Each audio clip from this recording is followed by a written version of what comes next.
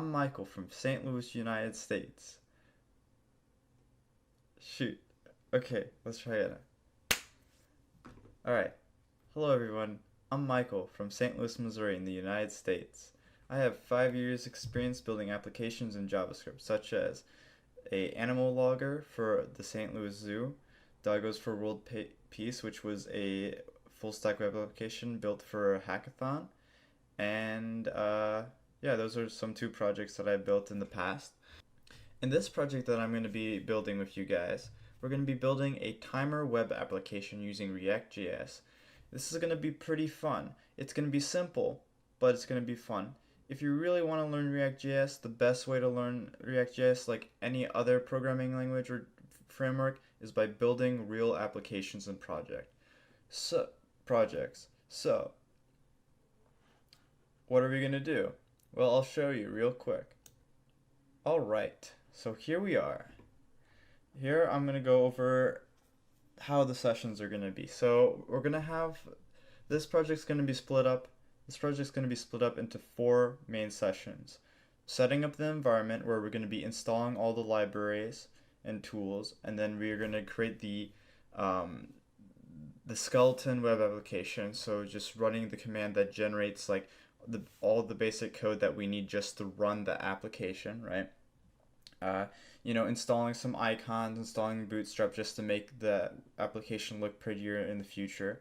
In the second session, that's where we're going to be creating the basic timer, and what the basic timer will do is that it's just going to act like a stopwatch pretty much. You'll be able to start the timer, stop the timer, reset the timer, and that's it. So you can use it for just recording how long certain things take.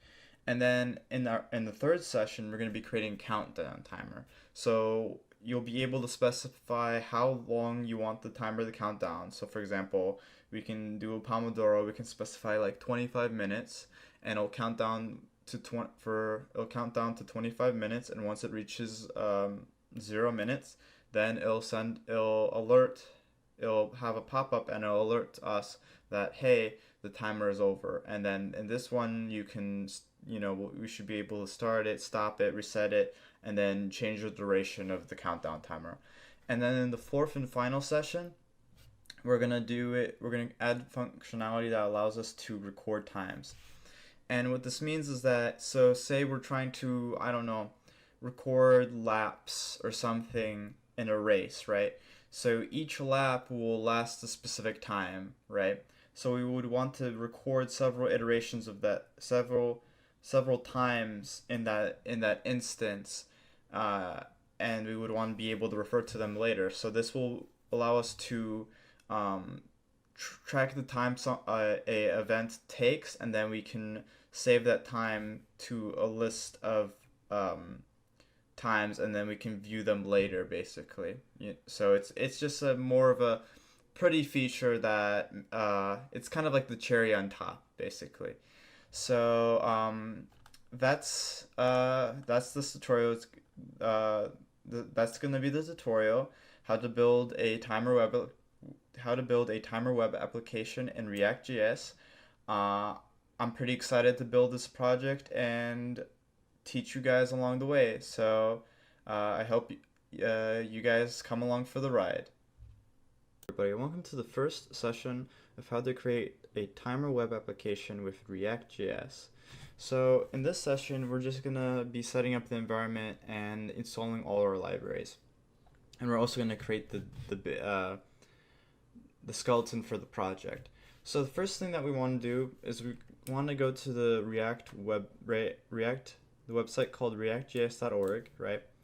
And we're gonna have to make sure that we have installed Node.js and it's greater than version 6, and that our version of Node Package Manager is greater or equal to version 5.2. And then once we got that figured out, we're going to go into our terminal, right?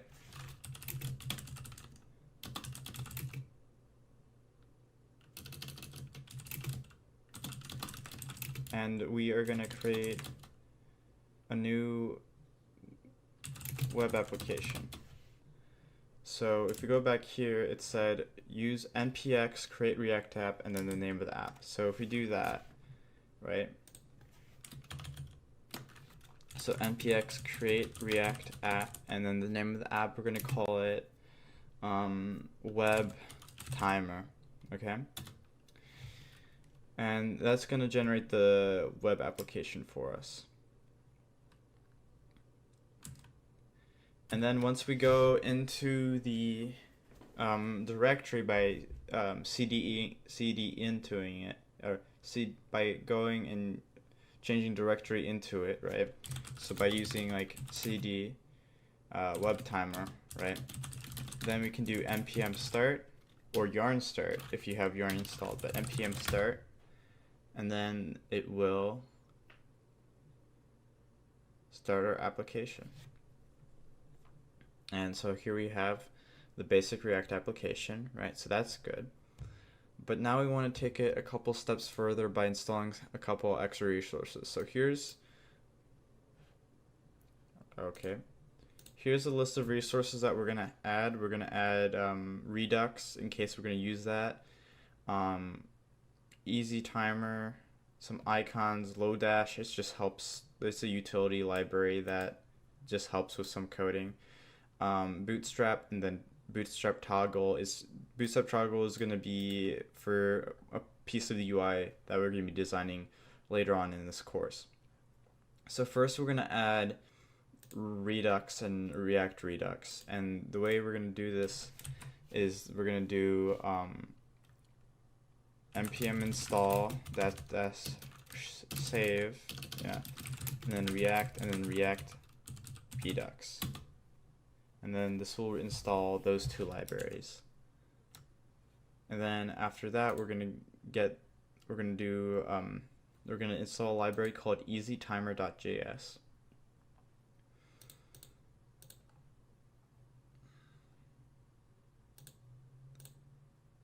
So for this one, go to its GitHub. You just search easytimer.js. We find that this is also on the Node Package Manager. So once these two packages finish installing, then we can add those.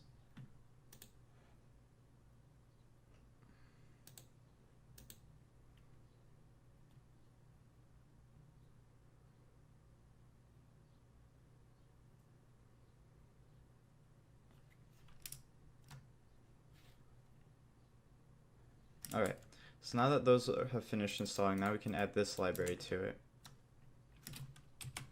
And what EasyTimer does is it provides just a method. It's like basically a lot of pre-written JavaScript logic that's already out there that will allow us to create timers that have the ability to stop, pause, reset, stuff like that. It also allows us to have the ability to create countdown timers, basically. So it handles a large majority of the business logic for us. So that means that since we're using React, then we can just focus on writing the user interface and not worry too much regarding business logic or the actual timer logic itself, because that can get very complicated very fast, because time has it has a variety of formats. So once we go back here, we should see that that's finished installing, and then that's our text editor. So then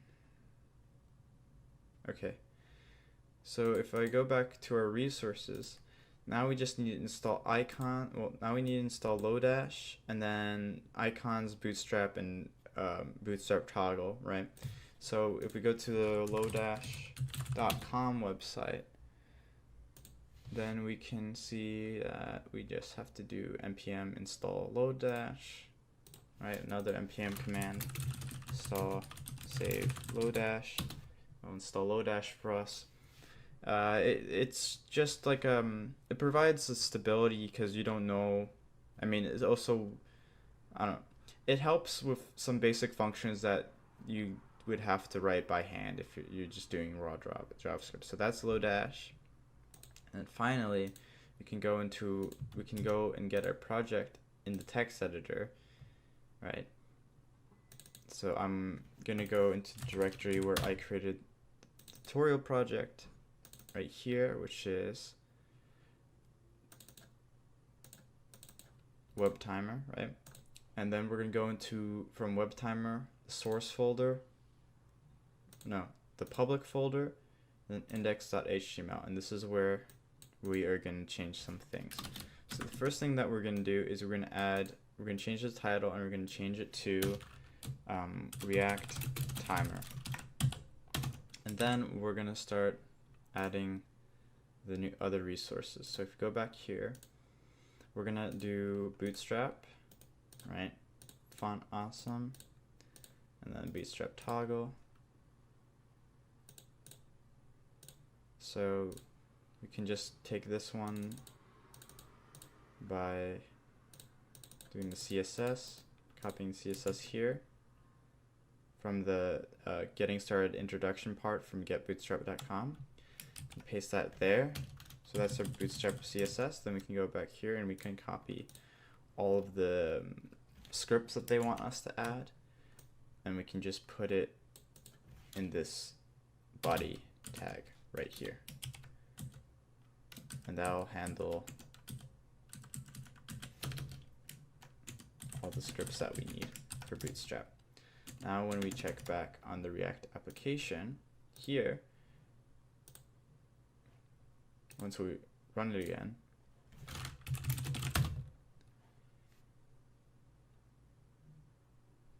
we can see that now the formatting has slightly changed, just to signify that now it's a Bootstrap application. And then, since we installed that, now we can install the rest of the resources right here. So font awesome, you just do go to how to use, then you do free all, then you just copy this one. This is version 5.2.0. Copy that one, and since this is a link, we're just going to put it in the header tag in index.html. So we'll just put it here, so we can also add some comments as well. Awesome, Bootstrap,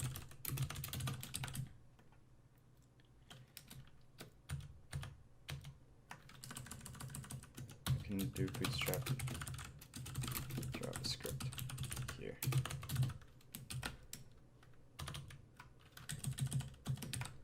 And then we can go back to here, and the last final thing that we need to install is Bootstrap toggle. And this already has a CDN for us, so we can just copy these two, and we can just go here, do Bootstrap toggle, right? And this should work with everything. And then we go back here, refresh the page. Everything seems to not. How to create a web timer web application in React.js. So in the first session, what we did was we just set up some environmental stuff like packages, just the basic template stuff like that. Something I forgot to fix real quick in the previous session is we have this error called, saying that jQuery is not defined. So in order to fix that, what we're just going to do is we're going to go into our index.html, and then we're going to just take this script right here, and we're going to put it right here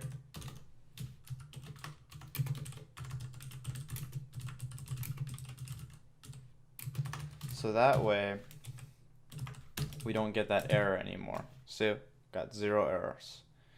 Okay, so we're going to be using this library called easytimer.js, right? And it's pretty nice. We can create timers that start and they stop, countdown timers, a lot of cool stuff basically, right? So in last session we installed that application. So we're going to create a timer component for that. But before I do that, I want to edit our CSS so we don't have any CSS and HTML for the main app component. so we don't have any strenuous or extra stuff basically.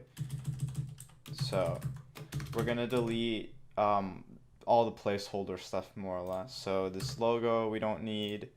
I'm gonna just, let's see, I'm gonna make the minimum height for this 100 VH, or 100, like basically 100% of the viewport. You'll understand, or the view height for the browser, and you'll understand why I did that in a second.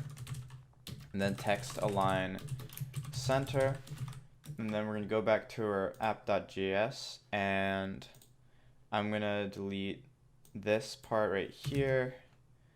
I'm gonna delete this part right here. I'm gonna change it to display like this, and this will just say web timer app, and then we're gonna have a thing that will be there to display our content, but first let's go back here. No logo, so we don't need that, right? So now if we go back, pretty nice. So basically what we're gonna do is we're gonna have a couple flex containers, right? Like this. Hey, welcome Andrea D25 to the room. So basically we're gonna have it where we're gonna have a container, right? And what it's gonna do, and I wrote this code the day before just to prep, so that's why it looks like I'm pasting stuff in, but I'm gonna explain what I did. So basically we have our header right here, right? And this will have a head one of web timer. And then we have another, so we have, basically this is our header. It's not it's not a flex container yet, but we're gonna make it one. So it's gonna be flex container, flex column. Then we're gonna have it where it's also a regular bootstrap container. So if you go up here, or down here, closing tag. So we forgot to put a closing div tag for this one, I guess. Or, was it this one? No. I guess this was just formatted improperly.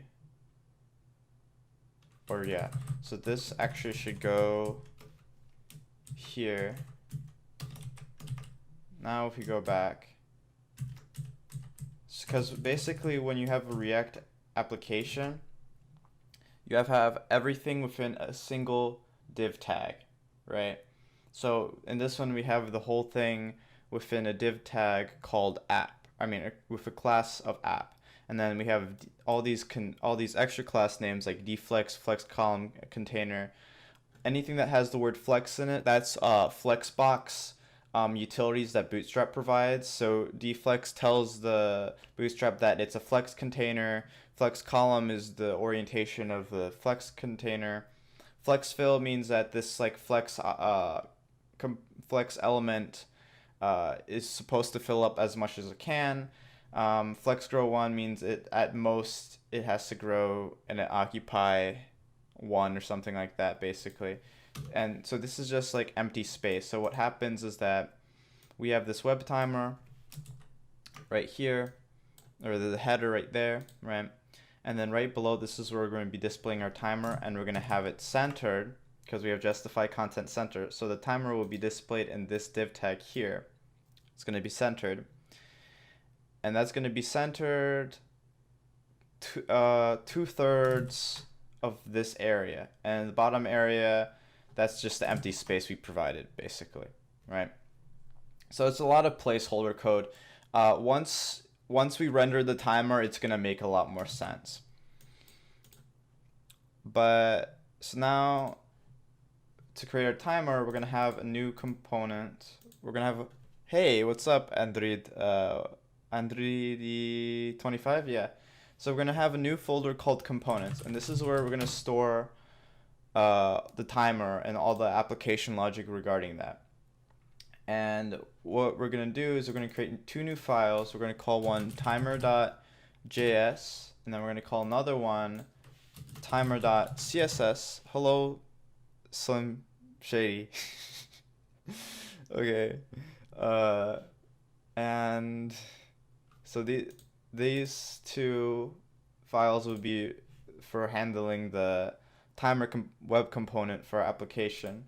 Then we can just copy this part, and then we're going to use this as a base for our timer component.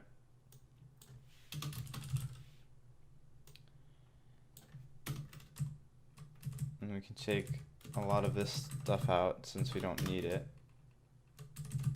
Just change it to this. And then for app.css, we just change it to timer CSS. So now we have our timer component, or at least a base for it. We're also going to have, let's see, we're also going to have, this is just something that most components have. Welcome Redonaliag to the live stream. So most components have a constructor in React, and this takes in a props thing, and then you just do this, and that's this basic thing. So we're going to also do that in here because we're going to be utilizing the constructor function. Right? And so for now, we'll just have it where, hey, how's it going?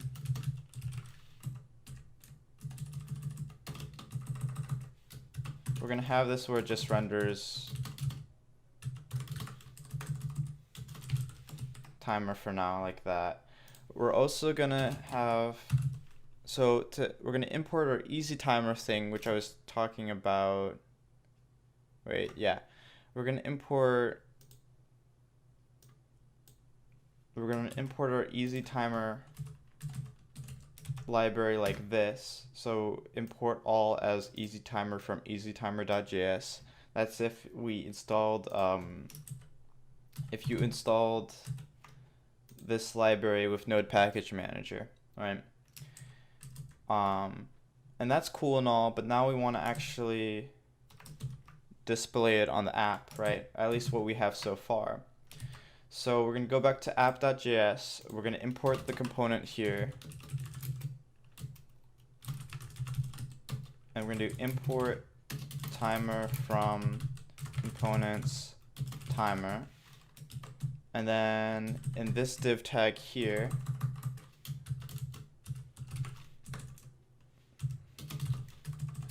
we're going to have it render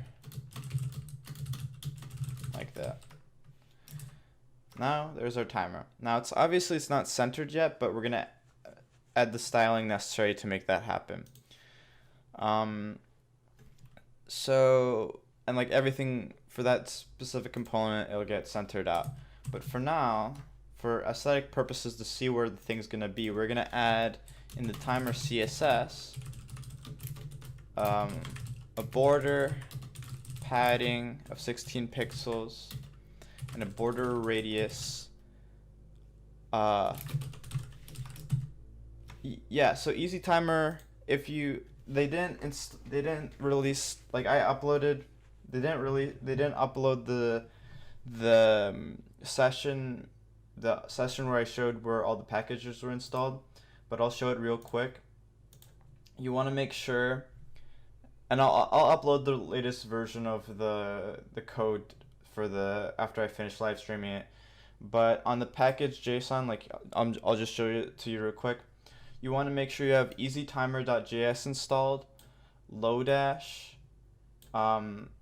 React Redux, and then I guess also just regular Redux, you know, because I think, yeah, Redux was also supposed to be installed. So you also want to install, or you want to add that, or yeah, you just want to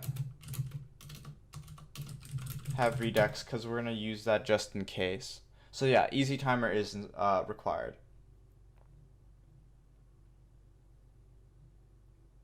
Okay.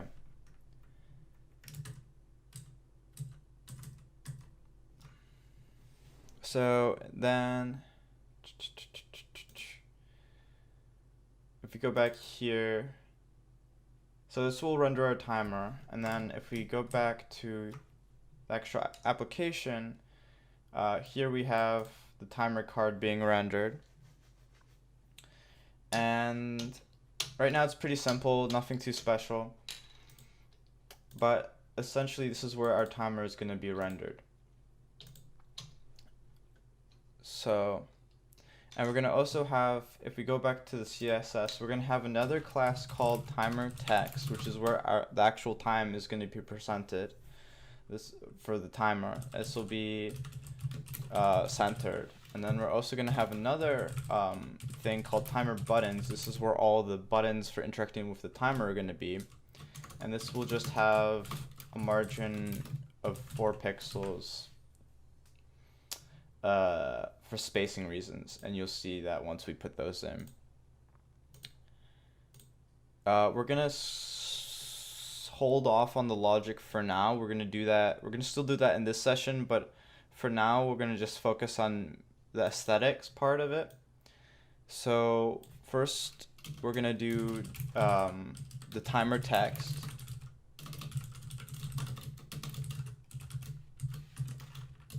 And we'll have it be like 0, 0, 0, 0, 0, 0, like that. And then we're going to have another div tag, and this is where our buttons are going to be. We call it timer buttons. Well, that's going to be the class name. And we're also going to make sure that this is centered, but we're going to do this with the Bootstrap utility instead. And we're actually also, well, I'll do it without the icons first, and then I'll do the icons. So we're going to have button, let's see, button, class name, button success. This will be our start button. So we'll have this. We'll have and we'll have a restart, stop, pause, and this will be button warning, button, and these change the color of it, button danger, and then button restart will just be primary. So there we have that. Timer buttons, text center.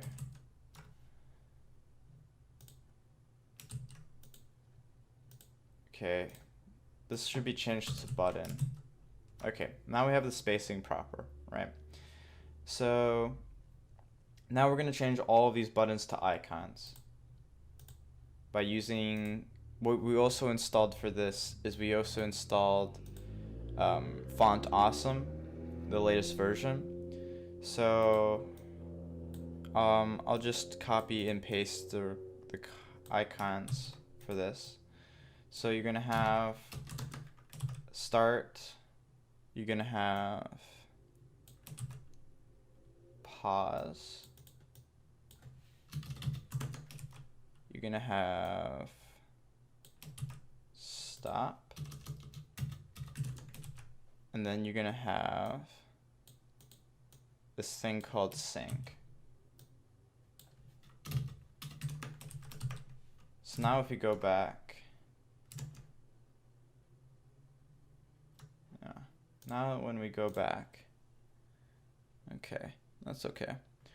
All right, so now when we go back, all the icons are there, right? And the last thing we need to do is we need to start doing, like, obviously when the timer is going, we can't have the pause button. No, when the timer hasn't even started, we shouldn't even render the pause button to begin with. So what we're gonna do is we're gonna have a thing called a condition. It's called a conditional render, basically.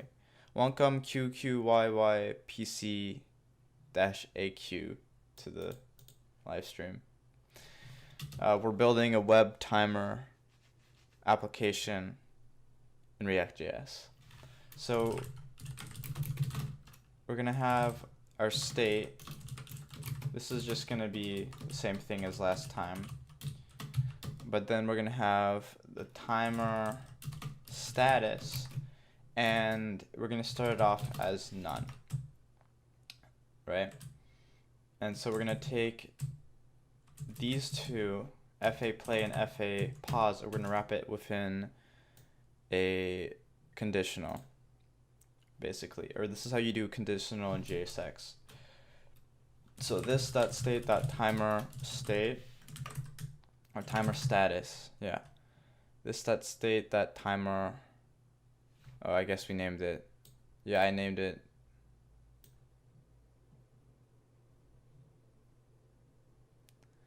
Okay, let me rename it here.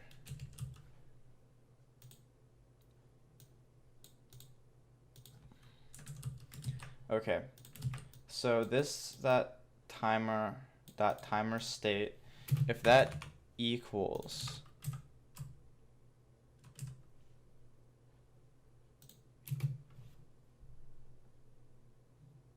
if timer state equals or does not, if it does not equal ticking, so that means that it's not on, the timer is not like going, then we want to render this code. We want to render this button. Vice versa, if it is ticking, right, then what we want to do instead is we want to render the pause button here. So now if we go back, the pause button is not there anymore, right? So that's all fine and dandy. So now what we want to actually do is we want to actually get the we want to create the timer object, which is that basically that's from the easy timer that handles our timer logic. So we'll just do var timer equals new easy timer, right? Pretty simple. And then we're gonna do timer is timer, right? And then we're gonna do on timer updated, right? Var timer, we're gonna do, yeah, we'll do this dot set state,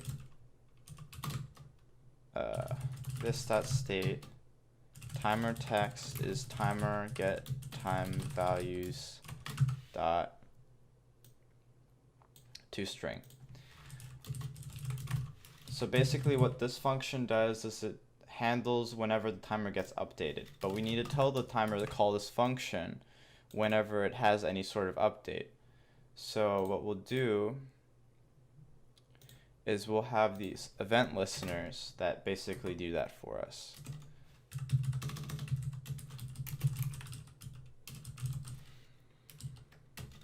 So we'll do timer.add event listener, seconds updated, and then this dot on timer updated, and then bind this so it knows what to do. And then we'll have three of those. And then if we go back to timer is not defined. Timer is not defined, line 29. So we have to change this back to, we have to change this to this dot state dot timer because that's where we put the timer. Okay, now it's good. So if we go back to this website, easytimer.js, which is the library we have installed, we want to get these event listeners, so started and reset. So started and reset. So essentially what happens now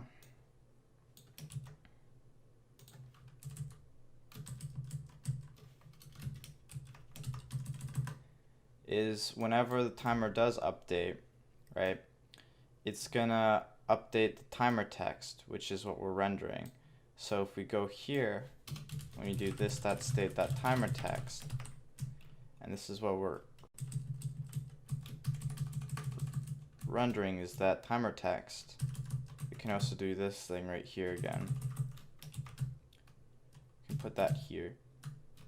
So what happened is the initial value should just be 0, 0 because the timer hasn't even started basically.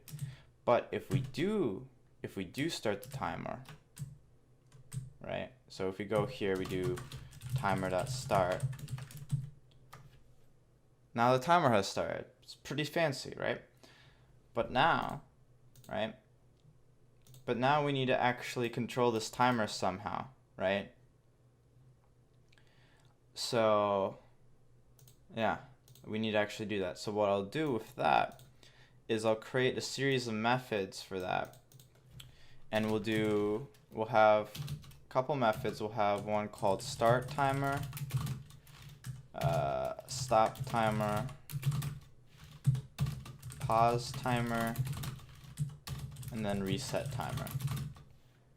And within each of these, we're just gonna do the action and then we're gonna update the state. So for example, within start timer, we're gonna do this.state timer start and we're gonna update state, the previous state merged with the new state where it's ticking actually now, right? So, okay, so we have that one. We have stop timer. So stop this.set state, this.state timer state is stopped. We might as well also set the initial timer state to be stopped as well, since that just makes things simpler. Then the third one,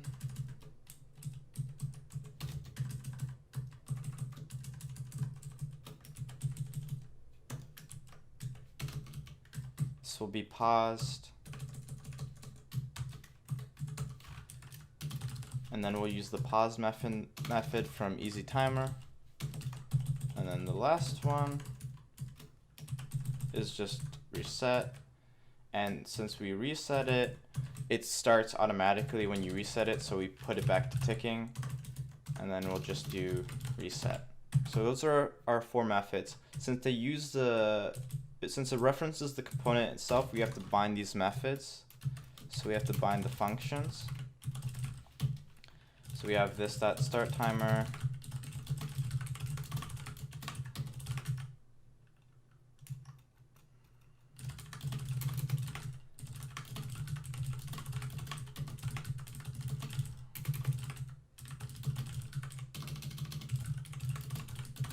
and then finally reset timer. Okay, so let's go check back on our code. Seems to be working fine. But now we have to actually run those functions. So we'll use the onClick method that the buttons come with, and we'll bind it to the appropriate function. So for this one, it'll be this.start timer. For this one, it'll be this.pause timer, so on and so forth, basically.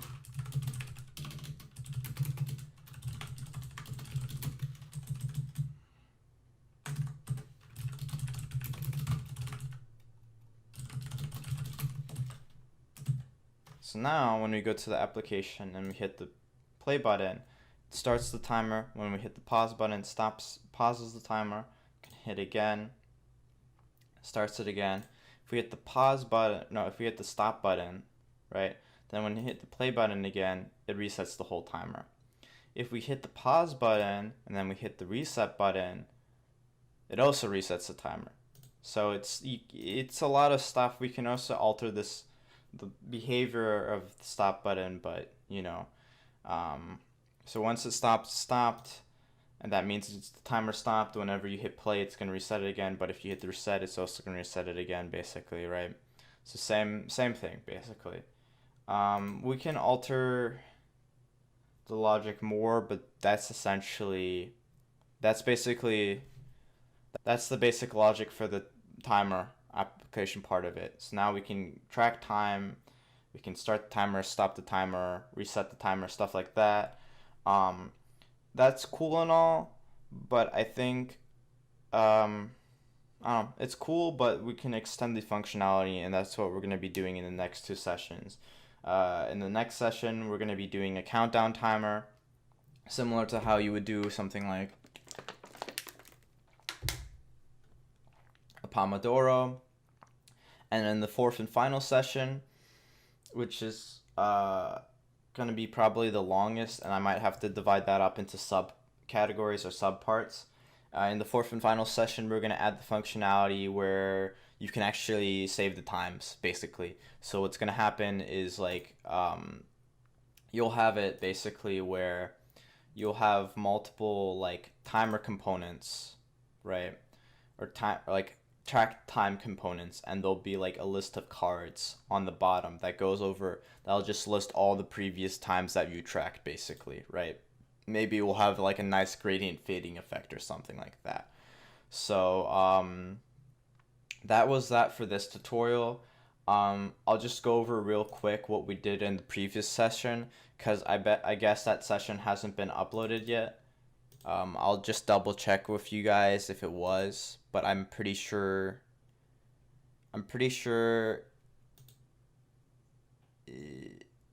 yeah, it wasn't, so I don't know.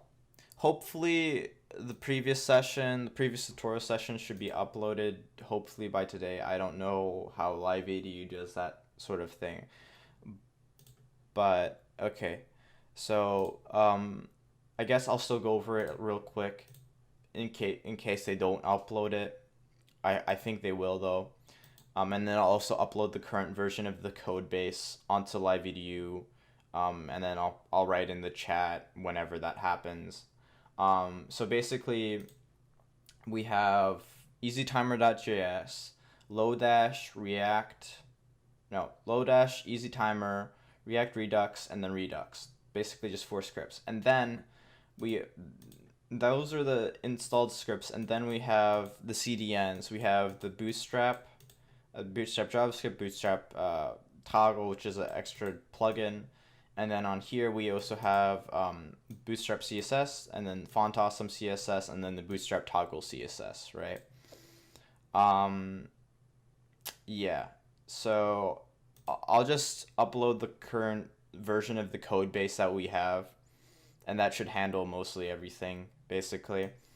So I don't know, wait around for that. Do you guys have any other questions? I know that a couple of you guys are in the chat, so I mean, by all means, if you have any questions or for clarification or something, like, you can ask, because I mean, that was the session for today. So so you guys have any questions before I end the stream? Yes, no?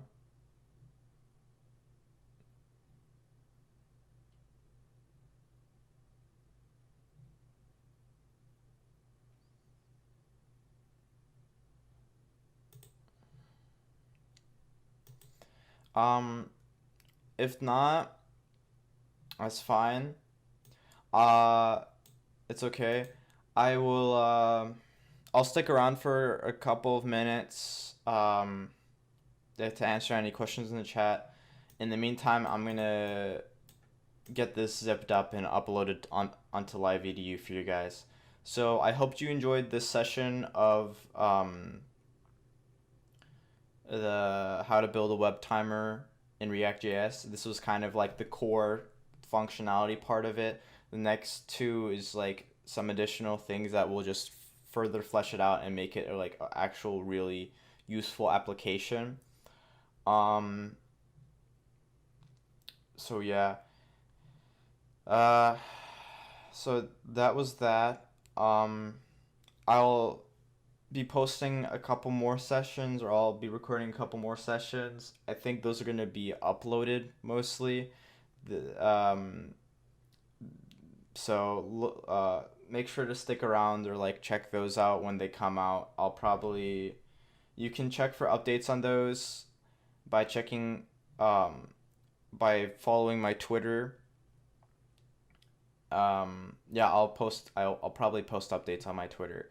So, I hope you enjoyed. I'll see you guys in the next sessions. So, yeah, see you.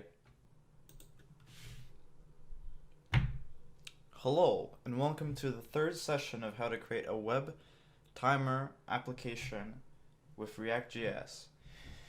So, in this session, well, in the last session, we created just a basic timer. So if we go to our application right here, we see we have a timer. We can start the timer, we can stop the timer, we can reset the timer. See, it starts back at second 1. So we could just do that, right? So that's just a basic timer. So in this session, what we're going to be doing is we're going to be creating a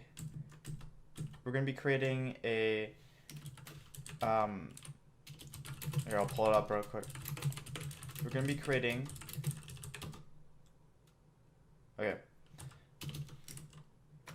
we're going to create a countdown timer with this toggle button. So we'll be able to toggle between a regular timer and then a countdown timer, and we can set the duration of the countdown timer in minutes, right? So we can do a countdown timer for like 10 minutes, right? And then it'll just count down till 10 minutes, and then it'll say that the timer has completed, basically. So that's what we're going to be building in the third session, just regular countdown timer. So, but that's not where we are right now. Where we are right now is right here. So we need to get from here to that countdown timer. So let's start on that. So the first thing is we need to start setting up that toggle switch, right? So what we're going to do with that is first we're going to create, alright, let me switch this real quick. Okay, here's the actual code we have right now. So first we're going to create a constants folder, right? And in this constants folder, we're going to have a file called index.js, and we're just going to export 2 constants. This just makes things a lot easier in the long run. We're going to call one timer, and that's just going to be a string that refers to timer, and then we're going to have one called countdown, and that will refer to a string that has a value of countdown. And then we're going to go into our app.js file, and we're going to import our constants so we can use them in our application. So timer and then countdown from the constants folder. And since it's just index.js, it knows exactly where to pull from. So we can just refer to the folder, and it'll look in the index.js file first. That's the first thing it looks into. So after that, we can start with a default mode. In this case, we're going to do this.state mode is timer, right? And then we can go into our app that we can go into the rendering, right? And in here, we can do a div class name equals time container, right? And if the mode is equal to timer, right? Since that's the mode that we imported, right? We can just render the timer. So we can just take this and paste it in here, right? So now, if we go back to our application, it renders the timer. But if we change this mode to countdown, nothing renders because we don't have that yet, basically. So for now, we start with timer, yeah. Right. And then with our toggle, if we go back into our index.html, remember how in the earlier tutorial we imported bootstrap toggle, right? We also put the bootstrap toggle script here. If it's in here, right? We want to move it back down all the way here and make sure it's after this jQuery script. tag right here. So that way, because Bootstrap toggle uses jQuery, so we want to make sure that that's the case. So yeah, make sure you do that. And the thing with Bootstrap toggle is it has a little bit of an issue with Bootstrap 4. So what we need to do is you have to go into our index.css file, and then we're gonna have to paste this in. This is some CSS fixes that basically fix Bootstrap toggle so it can actually interact with Bootstrap 4 basically. So it fixes the toggles and makes sure that the handle is visible basically. So now if we go back here, what we can do is we can actually put in a toggle button, right? So toggle button is going to be in this column thing. It'll be just, you know, div, and then we'll do class name toggle, timer toggle, and then we're going to put the toggle button in here. So we'll have input of type equals checkbox, default checked is checked, data toggle is toggle, data on timer referring to toggle, this is going to be important, and then data off countdown.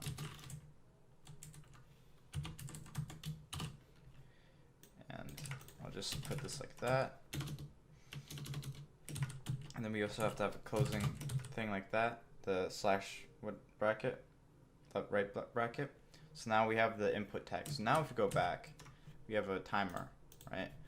But it's kind of positioned weird, so we're going to go into our app.css and we're going to do for the time container, which we just created, we'll just do time container, then margin top is going to be 8 pixels.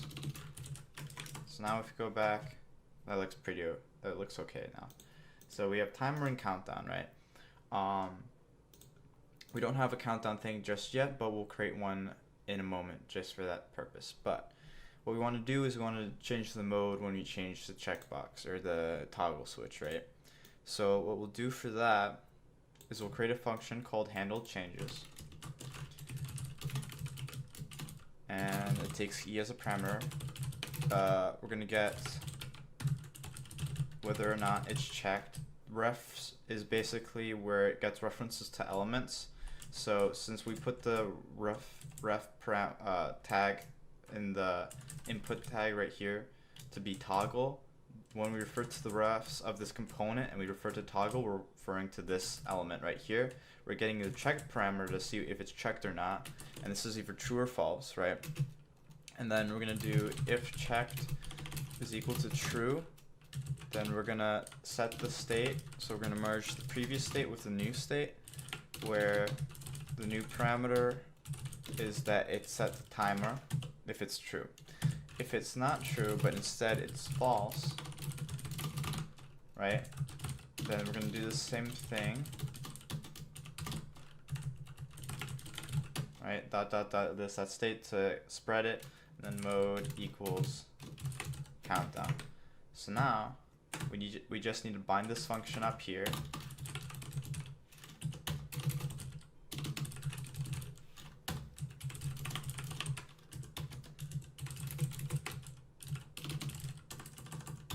Oh, that's some comments. Alright, so bind the functions, and then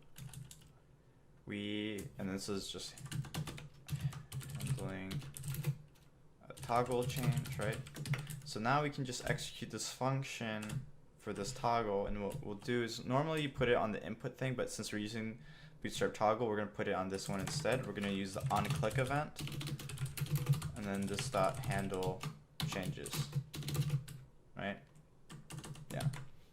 So now if we go back here, when we switch it to check countdown, it's not there anymore, but when you switch it to timer, it's there. Now if you look into the console, you start the timer, right?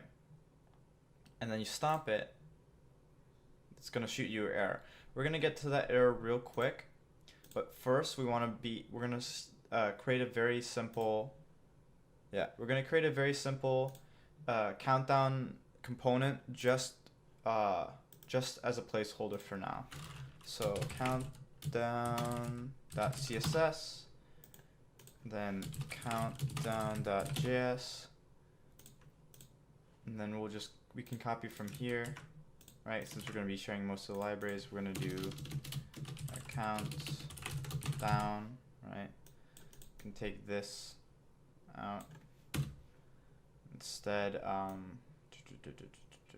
we can take all of this out since we're not using it, especially this part.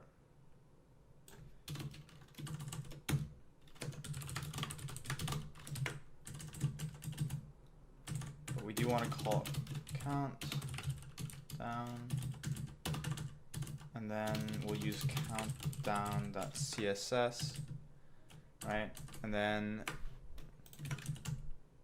we'll call this count down,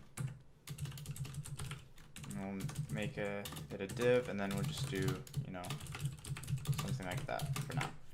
So now if we go here, we can import our countdown component up here, right?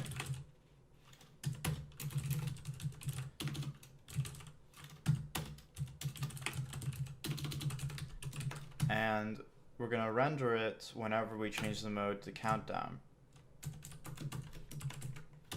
So instead of this, we'll do equal countdown constant, and then render the countdown element or component.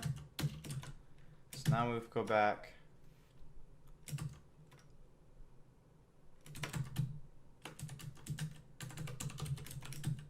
Now if we go back, keep in mind that we have it spelled like this, countdown with capital D, right? So now, but I changed the element to just count and then lowercase d. I also did, well, actually let's just, for consistency's sake, I'll just change it to this and then go down here. Okay, so now when you switch this thing, it goes here, back, right? But we also need to fix this little error that's getting shot right here, right? Where you do this, then you switch it, and it shoots an error. So what we need to do to fix that is it says that we have to go and use component will onMount method, basically, right? So what that basically means is that we need to make sure that it doesn't try affecting the state once the component doesn't exist anymore. So the way we're going to do this is within our old function right here, or our old component right here for the timers.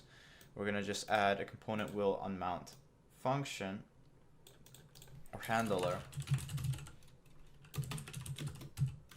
here.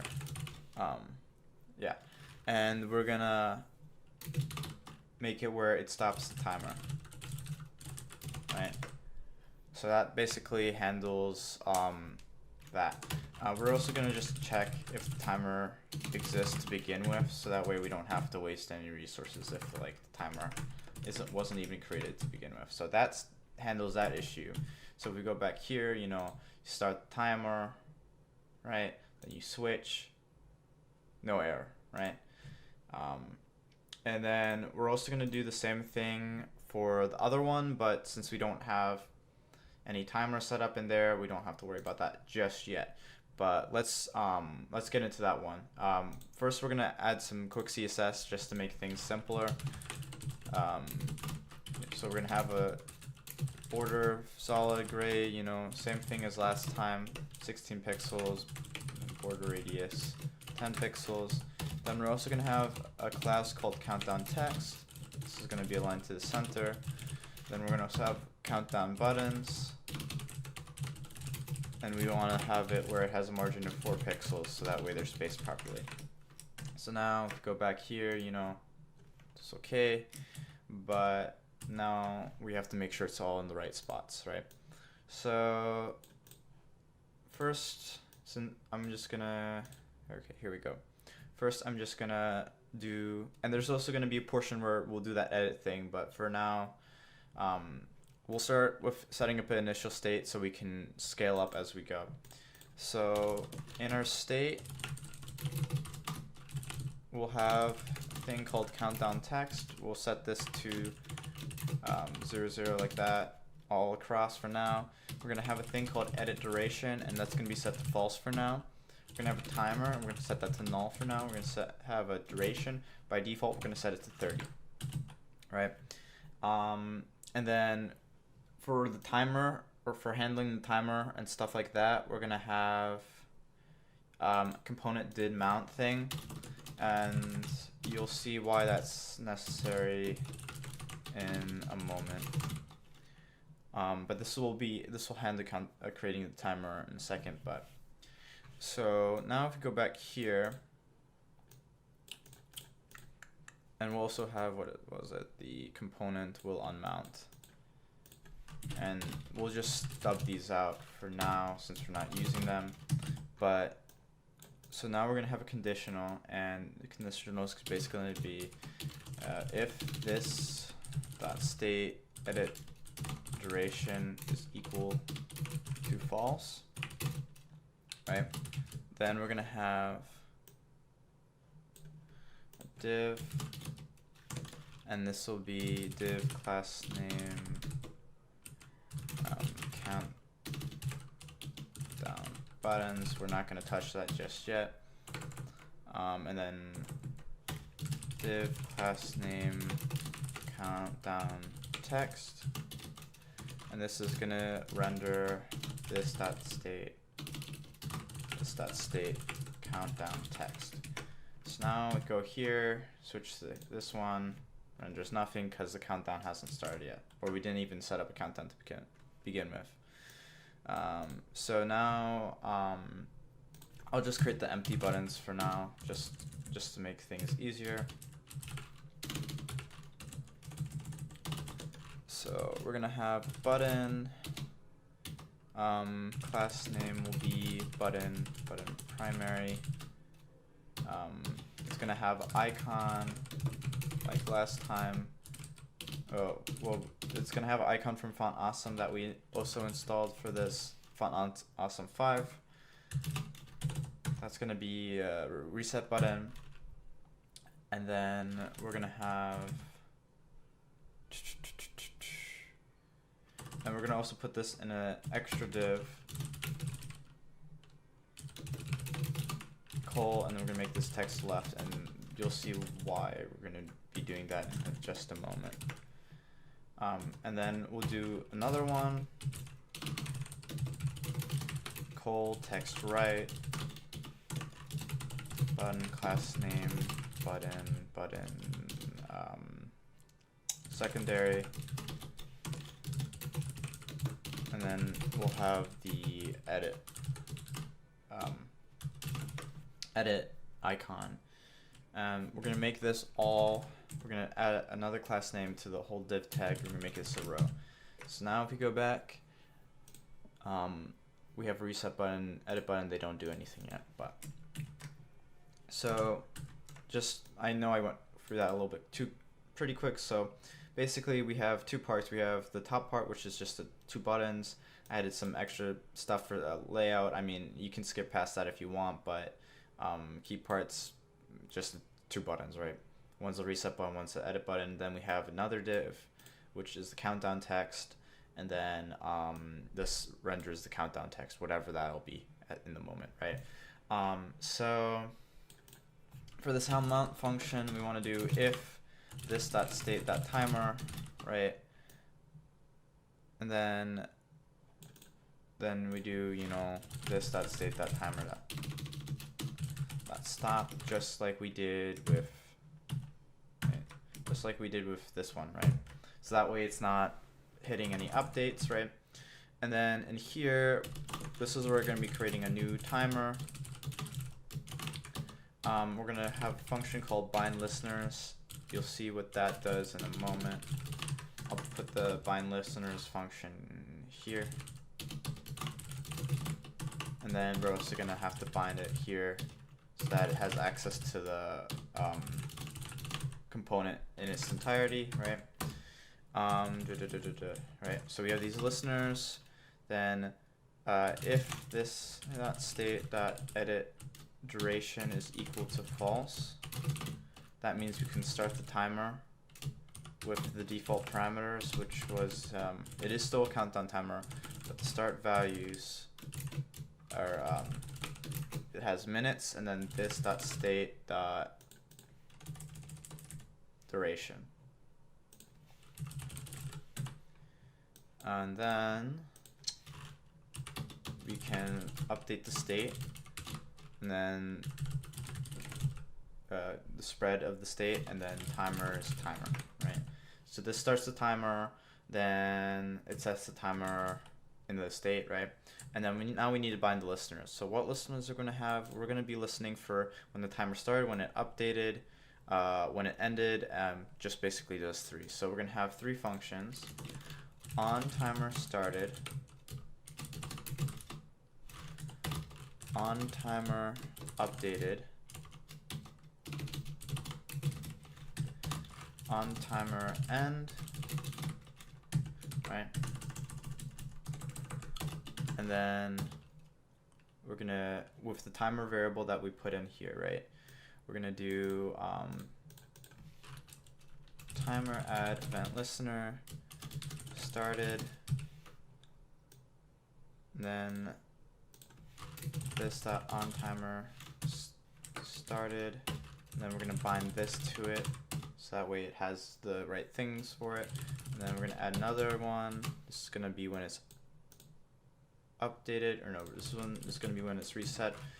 We're just gonna run the same function for when it resetted and it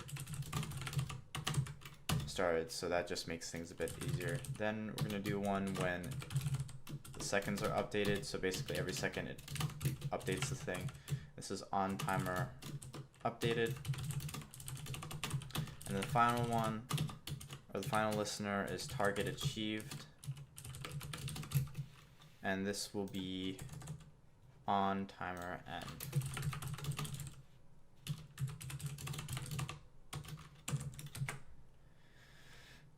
I think my spelling's right, so it should probably work the first time, but you know, might not, who knows.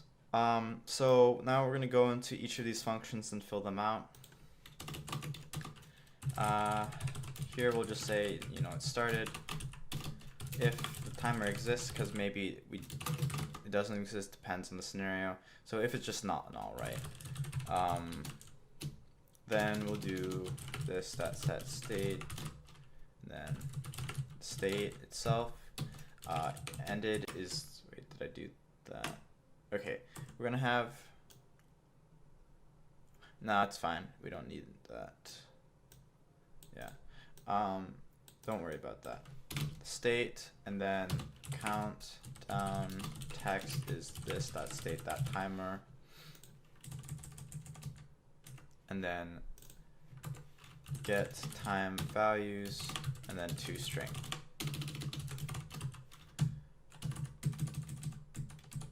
So that's for when it started, and then for this one's basically just this part right here.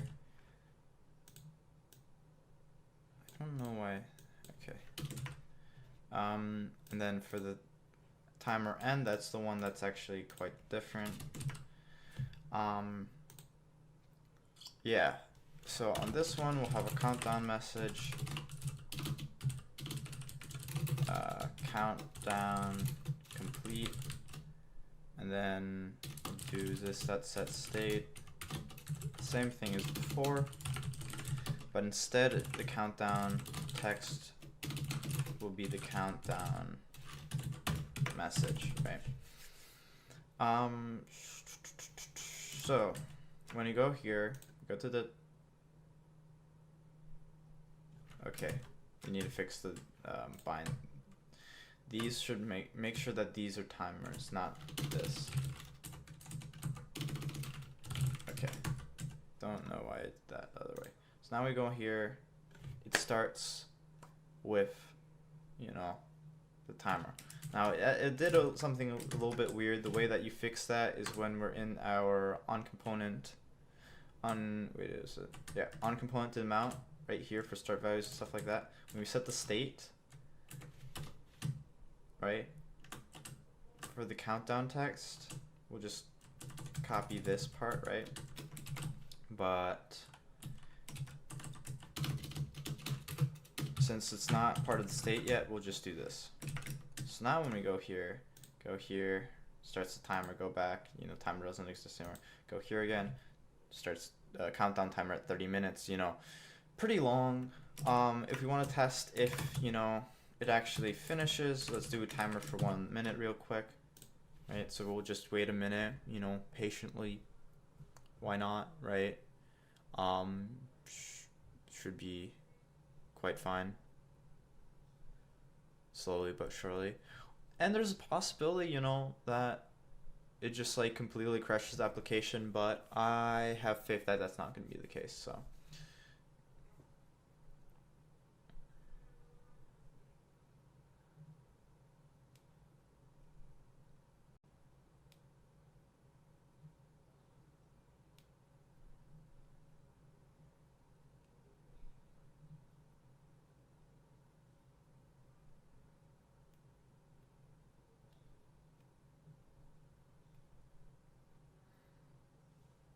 Okay, hopefully it's gonna work. Might not, but I think it will.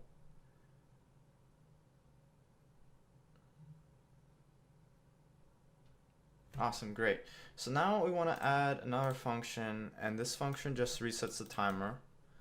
So we'll do a function called reset countdown. We'll put it right here. This is more or less like, it's not really a necessary thing, but it just makes things easier. So it's like this, then we go back up here, you know, bind the function again. You end up doing this a lot in React, to be honest. But that's how it goes, so. I mean, there's probably other ways of doing it, but this is how I remember, or how at least I was taught. And then, you know, this dot reset countdown. So now if we go back here, go to the timer countdown for 1 minute, hit the reset button, restarts at 1 minute again, right? So there we have, now it's basically, it's a functional timer, functional countdown, but now we're gonna set it up where you can actually edit the countdown. So for that, we're gonna go past these handlers, all that stuff. We're gonna add 2 new functions. One is gonna be called edit duration. Another one's gonna be called update duration. And this is gonna take in the variable duration as a parameter. And then for this, in the edit duration one, what it's gonna do is gonna update the state so that way edit duration is true, countdown text is set back to this one right here, and then and that's that.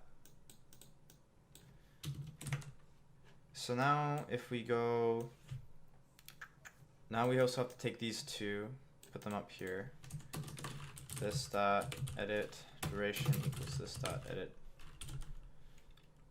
duration dot find this, and then this dot update duration equals this dot update duration dot find this. Yeah, so essentially what will happen is in this function, this is going to take in the duration, or the new duration that we got. It's going to create a new timer, right? It's going to bind the listeners again to the new timer instead. It's going to do timer, start, countdown is true, start values, it's in minutes, it's duration again, right? But it's duration from the variable or the parameter. Then it's going to set the state again. This is like a sweeping one. Duration is duration, timer is a new timer, edit duration is false because we edited duration, it's been updated, and countdown text is a timer. That's basically what's the current countdown timer value, right? So that's going to be updating the duration. So that doesn't really do anything. But this edit duration function will do something. So I'll show you what will happen when we run that function. So if we go here, since we binded it, right, on click this dot edit duration, right? When we go back to our countdown and we hit edit duration, it's empty because we don't have an edit duration thing yet, right? We need to set up another conditional for that. So basically, we'll have a new conditional, and this will be, let's see, it's this dot state dot edit duration is true. Then we do this and thing, and then we're gonna render the countdown input thing. But when we do that, there's an error because we don't have that yet. So now we're going to create another component that handles that for us. And also in this countdown input thing, we're going to have two additional attributes. We're going to have the duration, the current duration, and then we're going to have an update duration function, which is the function that we defined all the way up here. So that, because that element or that component is going to be in charge of editing the duration and setting it up so it's a new one, right? So now we can create the final component for today's session. We have to add the CSS, and then we have to add the JavaScript, and then we can just take this, copy this part, paste it here. Change this to countdown input. Put this to countdown input. We don't need this timer thing. Change this to the CSS, proper CSS. Take this out because that's unnecessary, and this is unnecessary. All of this.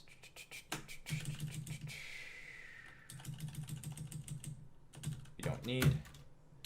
And then in here, let's see. And here we just do, instead of countdown, we do countdown input. We don't need this conditional, obviously, because that would not be good. And then we'll have a couple of stuff, but I'll apply the CSS afterwards. We just want to get this onto the thing first, so set the duration. And then this is gonna be some styling or some extra classes just for the styling, of course, right? Duration form. Then we're gonna have a label. Class name is duration label, and this label will tell us to enter a duration in minutes because that's the duration that we're using. Then we're gonna have an input. It's gonna have class name. It's gonna be flexfill. Form control. Type is gonna be a number. Close that one. And then we're gonna have some buttons. The submission button, that's what we're gonna call it. And the actual button itself.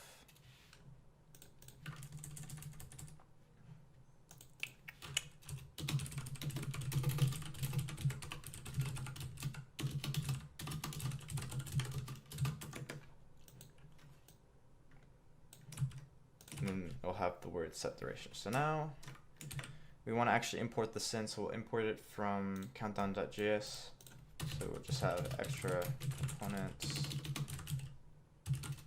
So import countdown input from countdown input. So the countdown input script, which we're using here. So now if we go back, hit the edit button, it sets the duration, or that's where we're going to set the duration. Obviously, when the person switches the countdown thing, we want them to start by editing duration first, so we'll just do that here. So now when you go back, it's there, right? So first off, the initial duration right now is 1. So go. Also, we want to apply the CSS because it looks a little bit funky. So we'll do that first. It's just some pretty simple stuff for the countdown.css or countdown input.css. So we're gonna align the title to the center. We're gonna take the label and we're gonna make it have a margin of to the right of 8 pixels because this will space things out properly. And then the actual input itself, we want the width to be auto, and we're gonna do important so it overrides Bootstrap's CSS. So now when you look at it, it looks a bit prettier, right? Well, it should look a bit prettier. Okay. Duration input. Duration. Yeah, right here. This will be duration input. So now when we look at it, looks way better, right? And then now we can go back and actually start working on the logic for our countdown input parameter. So right here, we can start by setting up a we can start up a temporary duration one, and this will just make sure that we don't have to interface with the current duration as of now. This will be this.props.duration because we passed that as a property. And then we're going to have a function that handles the input changes.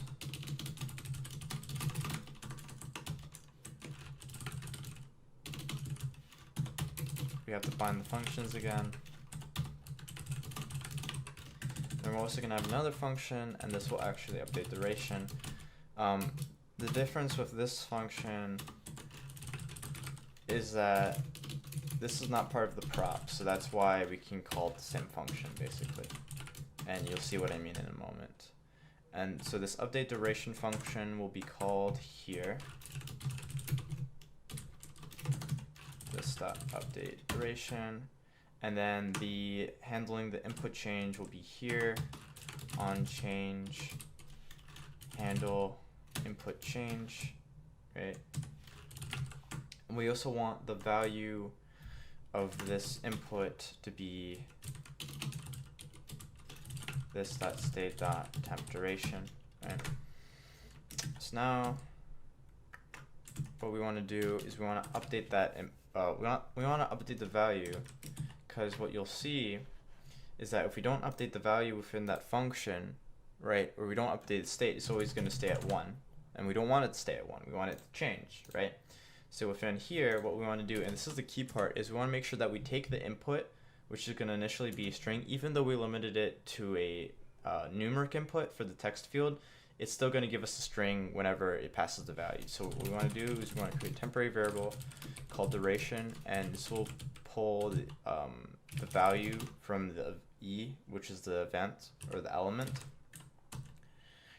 It's going to parse the int. Then we're going to say that if the duration is greater than 0, because we don't want any negative times or a time of 0, then we're going to set the state to be the state itself merged with a temp duration of the new duration, or the new parse duration. So now when we go back, right, time to set the duration, now we can actually do it, but it has to be greater than 0. And the smallest integer for that would be 1. So it has to be minimum duration of 1 minute. That's cool and all, but the final thing that we actually have to do is now we actually have to update the duration. So what we'll do is we'll do the new duration would just be equal to this just temporary variable. The new duration is equal to the temp duration from the state. Then we can call the function from the props to use the new duration variable. So this calls the update duration function that we tied all the way down here, right, from here. And what this did, if I went through this a little bit too fast, is it creates a new timer, binds all the listeners for that timer, so it actually updates state property. It starts the timer and makes sure that the timer starts at whatever duration that we set. Then it updates the state, so it does the previous state merge with the duration that we specified with the new timer, Then it sets edit duration to false because we finished editing the duration, and it says the current countdown text to the countdown text or the countdown values of the current timer. So if we set duration to 5, then the first countdown value or whatever for it would be 5 minutes, right? So the real question is, does it work? And hopefully within the next whatever, I can actually say yes, it does. So if we do this, set duration 4 minutes, we can even reset it back to 4 minutes. Then let's try it again, 1 minute. So now the real question is, does it not break when we hit 1 minute of whatever, right? Because if it does break, then something went wrong. So I'll just look at this timer for a good minute.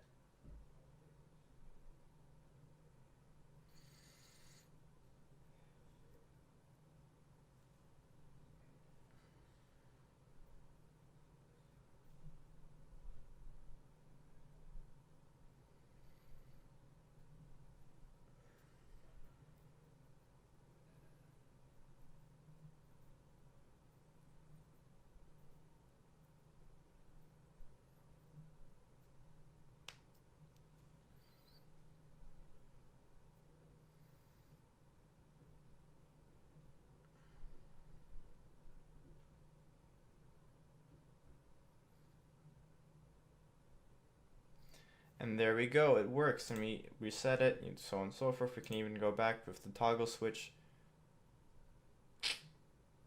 Oof, that means that we need to go back here and see what's up. If the timer is not equal to null, right? No.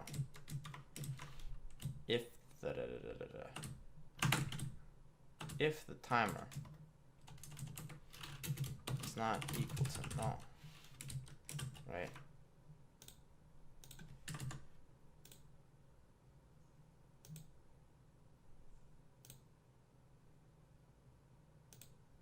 Cool. Okay, so instead for okay, this one,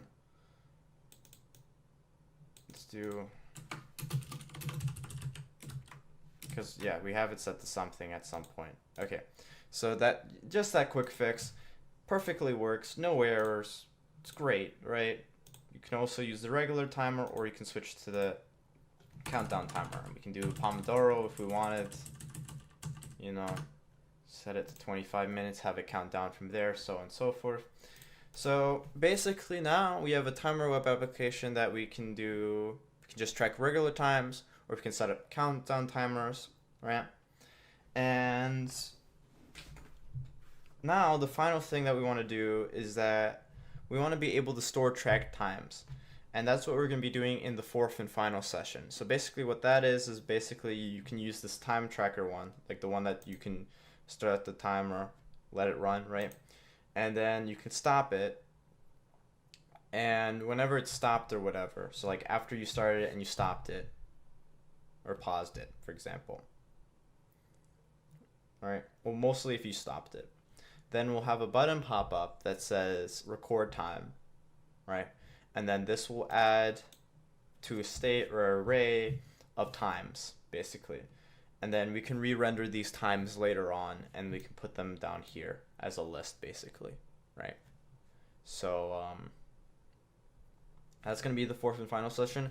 With that one, we're going to actually try to do some Redux in it, so that way we can have a state container, hopefully immutable. That's what we want. And then since we're going to be using Redux for that fourth and final one, that'll allow it to be where we can take this application and we can scale it upwards or outwards, or add 20 million other features. And since it has Redux, it'll scale better, hopefully. That's what Redux is for, I think. But I know that usually when you build larger scale applications, you definitely have something like Redux with React on the front end. So that was session 3 of how to build a web timer application in React.js.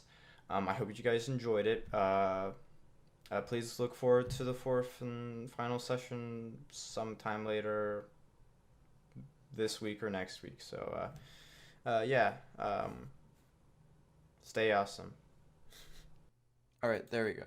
Okay, hello everyone. Welcome to the fourth and final session on how to create a web timer application in React.js. So, in today's fourth and final session, what we're going to be doing is we're going to be taking the timer right here, and we're going to be changing it so that it will allow us to log times. And what this allows for us to do is we can just, go do the timer for a little bit, stop it, log the time, reset it, log another time, and then after we're finished logging times, we can you can look at those, or we can trash them if we need to. So that's basically what we're going to be incorporating in this fourth and final session: the ability to save the times or save several different time logs, I guess, if you want to call it like that. So this is where we are right now. So that's where we need to get to. So first, what we need to do is we need to go and we need to start implementing Redux. So the way we're going to do this is we're going to do yarn add. In all the other tutorials, I think in the previous tutorials we added it, but just for safe whatever, just for safeguarding, we're gonna do it again. So yarn add Redux, React Redux, and then Redux logger.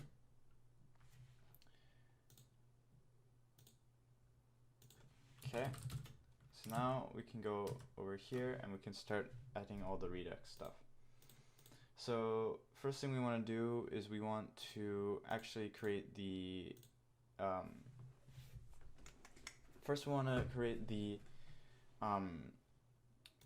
constant called test. We're going to be using this later on. So go into constants thing, make sure you have index.js. This is going to be a Redux action. Okay, this is going to be like so, right? So that's our test thing. Also, we're going to have a new folder called actions. Inside that one, we're going to have another index.js. This is going to import directly from constants. And the only thing that we're going to import from now is just test. So we're going to import those. And what we do is we export, actions basically. So in this one, we're going to be doing run test, and this returns a value of that's type of test, and that's it. There's no payload, right? So that's just a testing function for Redux when we get into it more later on. So next thing, we're going to add a folder.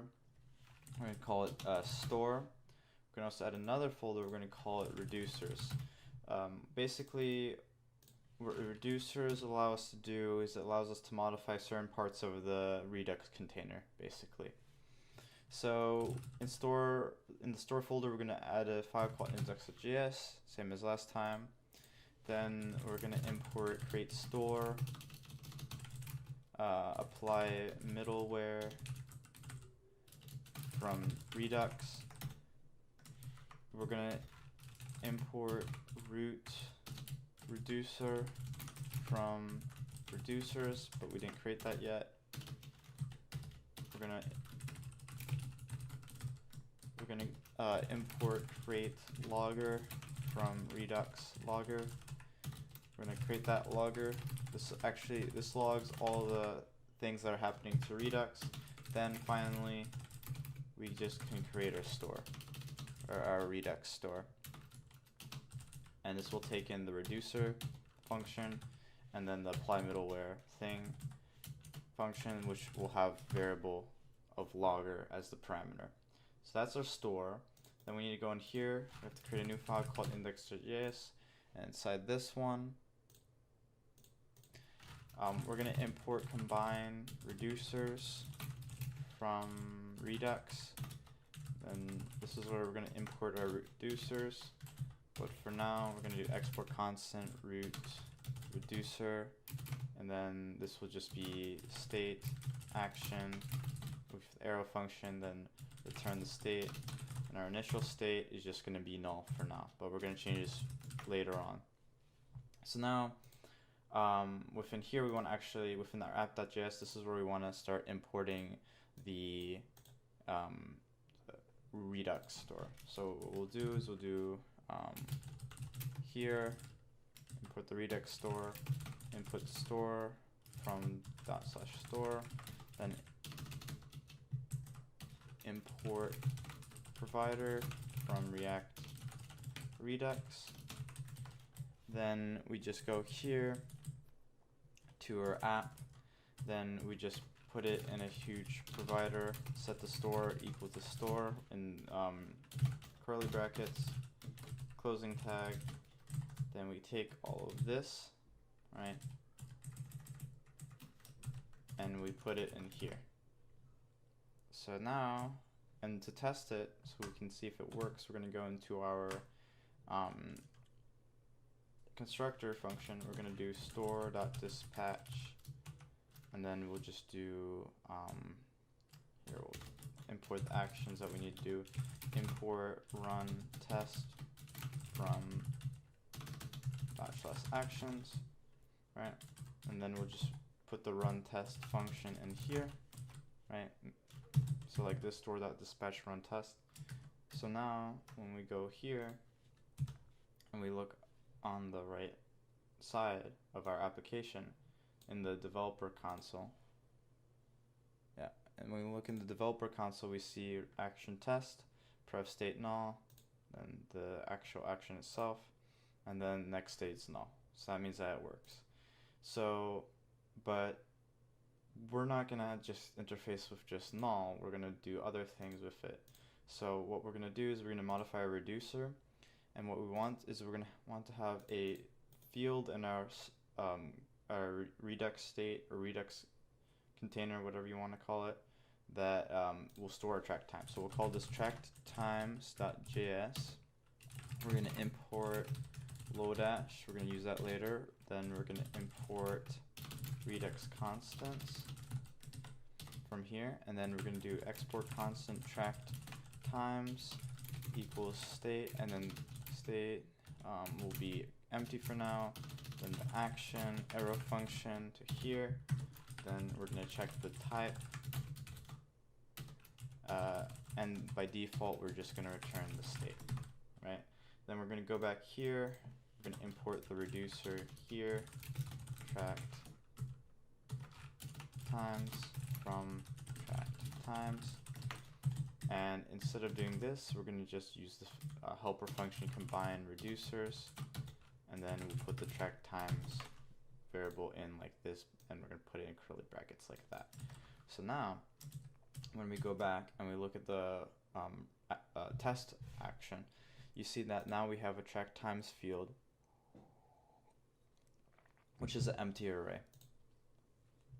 And there's two things that we want to do, or two ways we're going to be modifying the state. We're going to be adding times, and we're going to be removing times. So we're going to have two new constants in the constants thing. One of them is going to be export constant add time, right?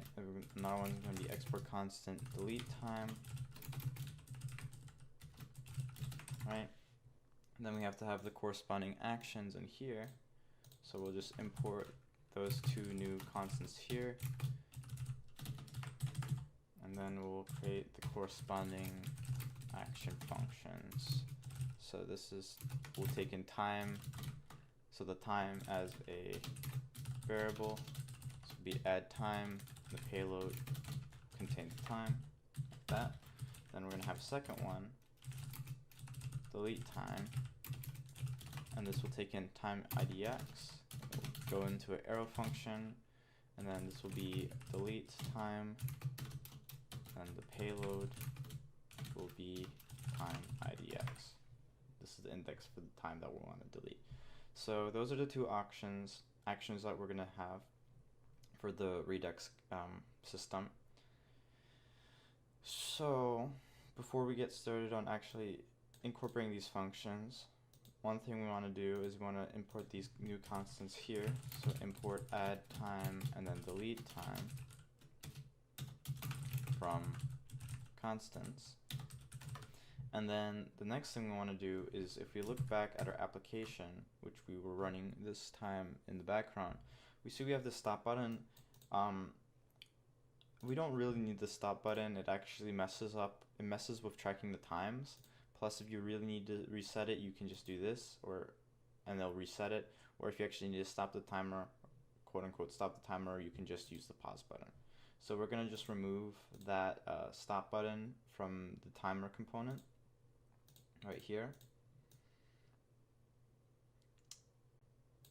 So, because we don't need this anymore. So now if you go back, you don't have it anymore.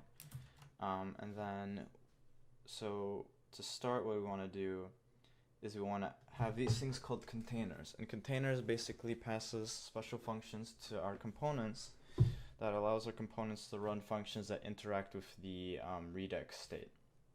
So we're going to create a new folder, and it's going to be called containers. We're going to create a new container. We're going to call it a timer container. And in this one, we're going to import connect from React Redux. We're going to import the time component from, well, the timer component from the components folder. All right. We're going to have a function called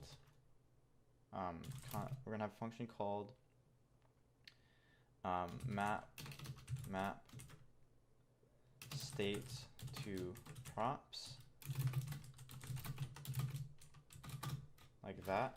We're going to have a second variable or second function called map dispatch to props, and this will have a dispatch function like that. And then finally, we're going to export default connect, the map state the props, the map dispatch the props, and then the timer itself. And what we want it to have is, if we're going to have these actions, right, we want it to import the add time action from the actions folder, like that. We're going to have it map a function to this called add time, like last time. This will have the time, and this dispatches the add time function like that, basically. So now when we go in here, when we go back into our app.js, when we're importing the timer component, right, instead of importing it from here, we're actually going to import it from containers, timer container, right? And then in our timer, we can log the properties to see what's going on, right? And now if we look at the properties for our timer component, we see that we now have an object, or that's our properties, and inside of our properties we have a function called add time, and it takes in one argument, which is the time, right? So what we can do then is we can add a new button here. We'll call this the log button, and then a button, on click, this dot log time. We'll add this function later. It's going to be button block, button secondary for the color, and then this will just say log time. So then we're going to have this log time function, right? So we'll put the log time function here, log time, right there, and then we go all the way here. I'm going to bind that function. go back to this function right here, and we're gonna have it where it runs the add time function, and it passes current time values, right? So now if you go back here, when we hit log time, or when we do this, right, we hit log time, then it passes the data that has an add time action, right? Then the payload, and we go to the payload, we have this time counter thing, but what we're going to do is we're going to parse this counter, and then we're going to actually return a new state that will have the time appended to it. So by doing, the way we're going to do that is we go back to our reducers in track time, well, the track time reducer. Okay, so we're going to go into our track time reducer, and we're going to check for add time, and we're going to get the time field, which will equal the payload, and we're going to destructure it.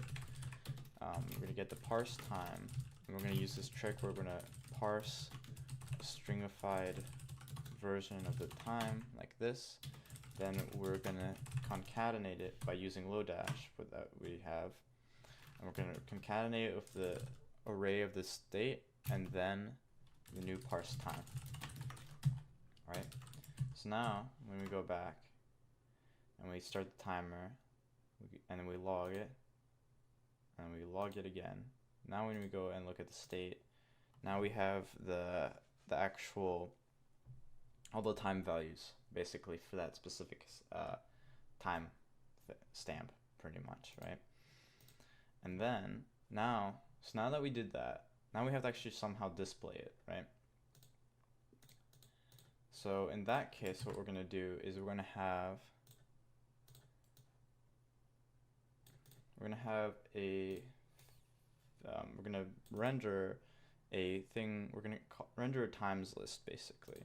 So this times list will go here in a div tag, and we're going to call it times list, and it'll do we'll check if this.state.mode is timer, and if so, then we are going to render the time list, right?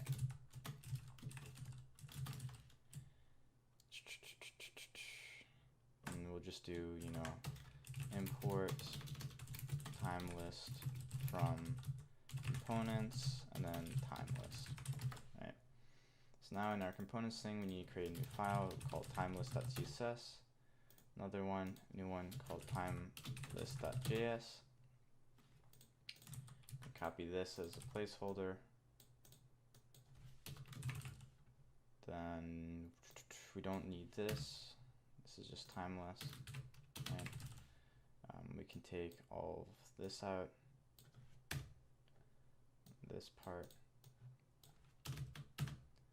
and we can just go all the way down, right, like that.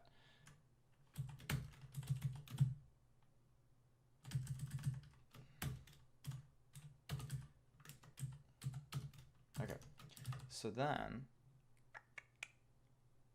in our timeless component, right, I'm going to have a function called render timelist. This renders our time list, and we're going to actually bind that function up here so that we can use it later. And then we're going to have it where we do div class name time list. Then the title of this thing is going to be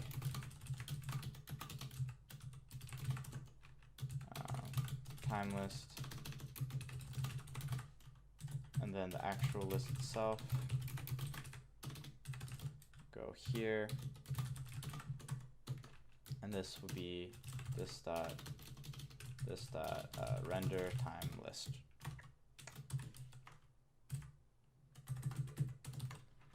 And then we're gonna have some CSS. Well, no, we don't need CSS for this one. So now timer is not defined, we just have to export the right thing, time list. So now we go back up here or down here. We have our time list. We need to add a little bit, we just have to add a little bit CSS to make this look spaced properly. So if we go back up here, and back to our app CSS, we'll do times list and then margin top of 16 pixels. That looks fine, right? So now for our time list, we're gonna have to have, we need to be able to get the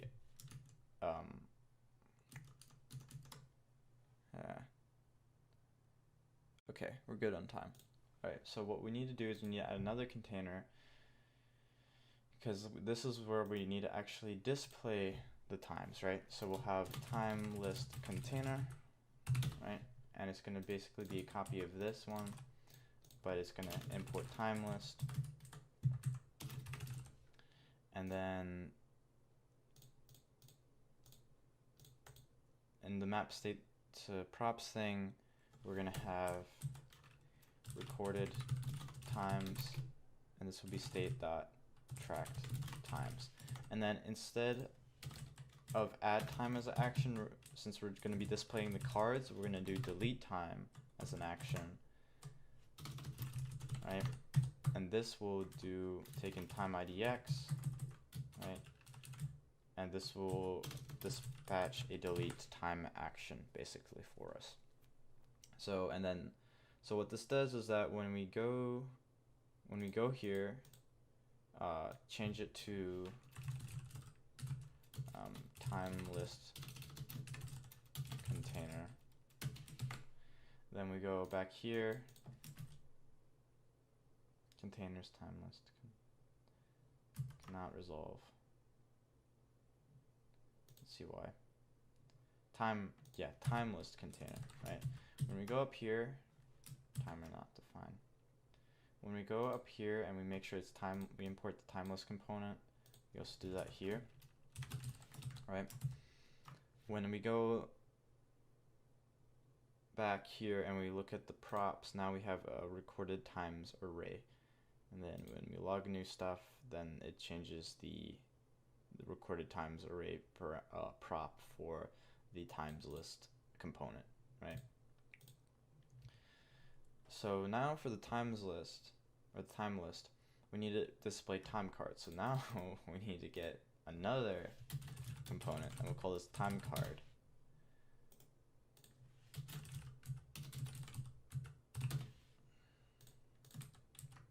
Just put this here. We don't need this. We don't need this.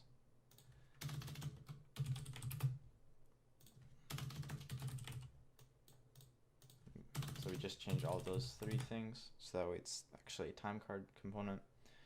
Then in our time card component, we're going to have a function that renders the time, takes in the time as a parameter. We're also going to import easy timer, so we can actually parse the time values correctly. And then, so that's a function that we will bind actually. Right? And then in our render function, instead of timeless, we're going to be doing a time card.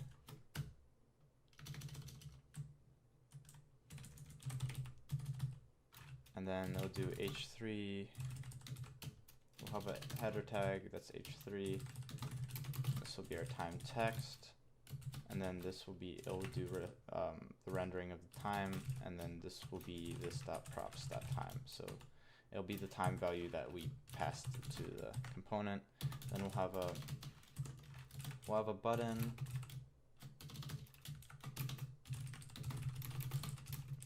And this will be a red one with a trash icon from Font Awesome, like so. And so it renders the time here. For now, we can just do return. So it renders the time in the time card, and that's that. But we didn't add any logic to it. So now we're going to add the CSS to it. It's very similar to the other cards that we've had, you know, just margin top, border of 2 pixels, solid gray, padding of 16 pixels, and then border radius of 10 pixels. Then we're going to take the time text and we're going to do text align center for that. So then for our time list component, we're going to import, the time card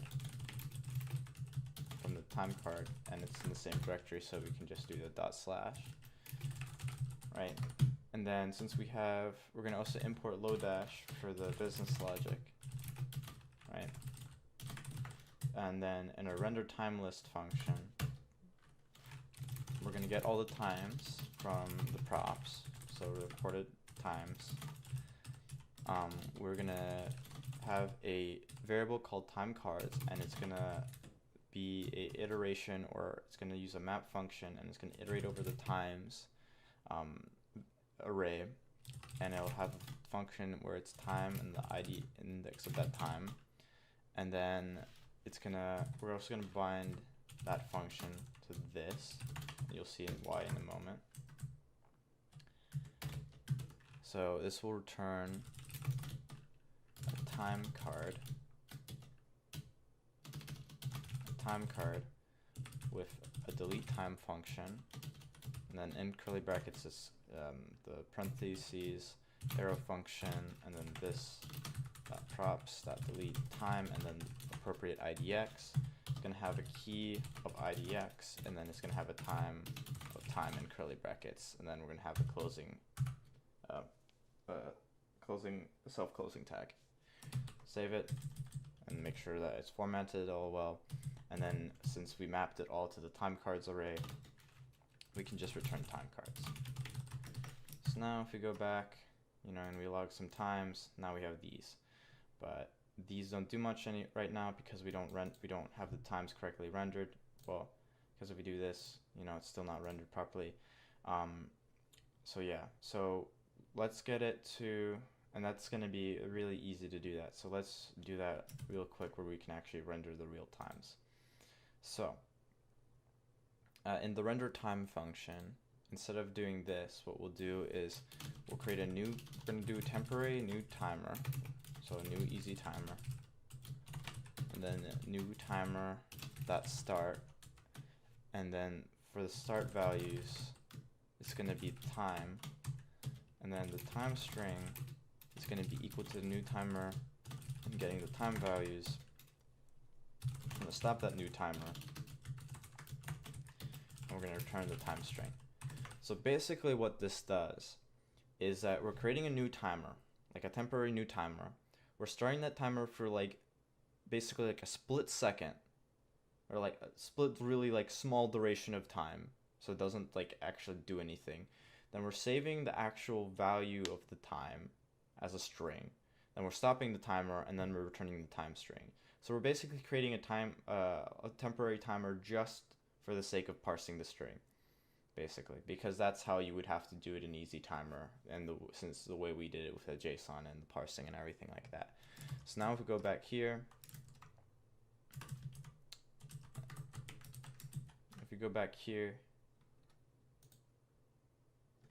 new time is not defined. Okay, and make sure it's called new timer. So now when we go back here and we start the timer and we begin logging,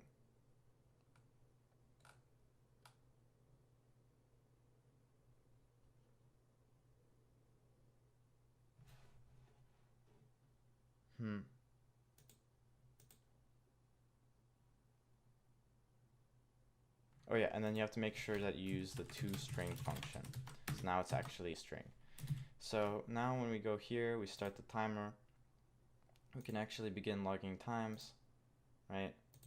And they work properly. So that's good.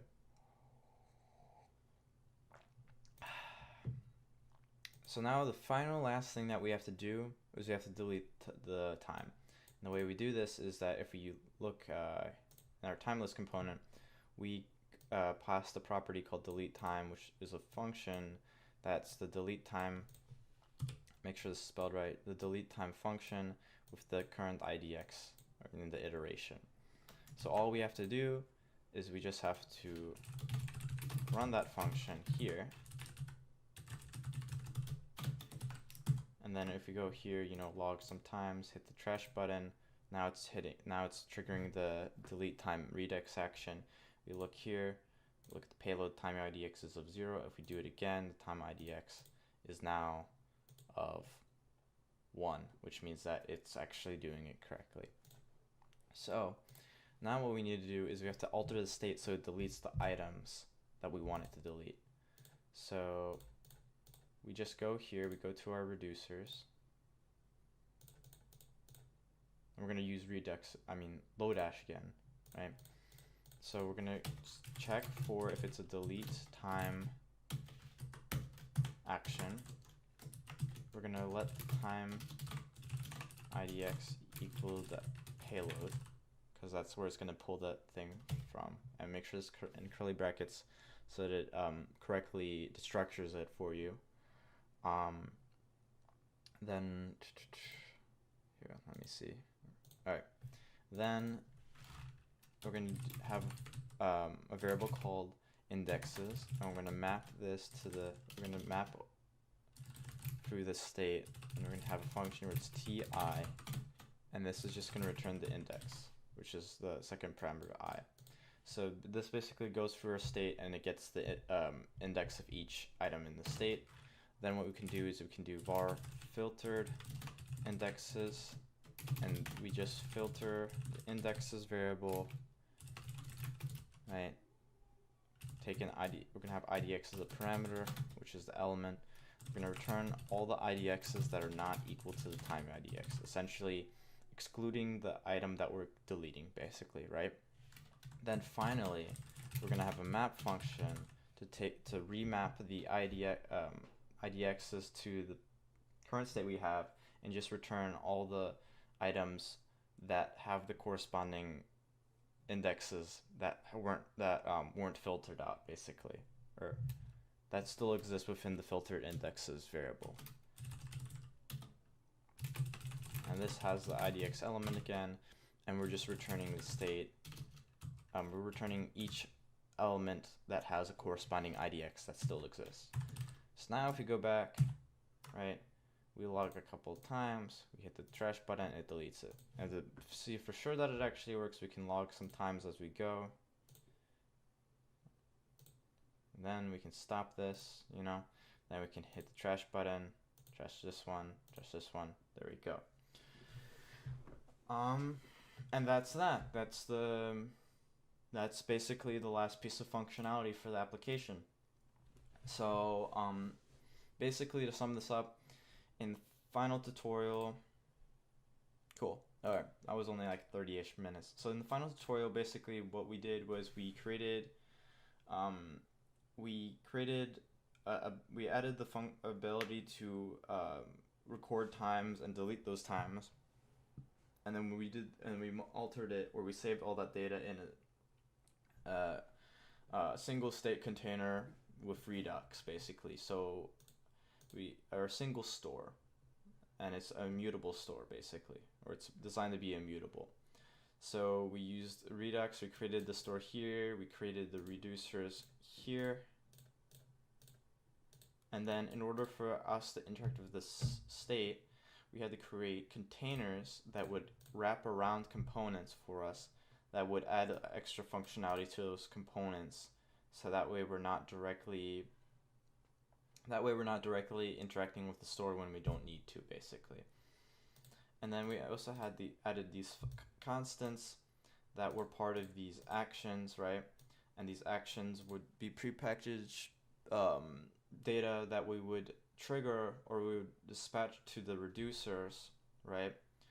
And so you'd have a type and a payload, and then here we'd use a switch statement to check for each of these types, and if it was one of these types, then we would grab the corresponding data from the payload, and then return a new state, basically, without modifying the old state. So basically retaining that immutability, basically. So for each action, it's a chain. It's a chain of actions and states. So that way when you look at your like when you go here and you look at things, you know exactly what actions happen to get exactly to that state, basically.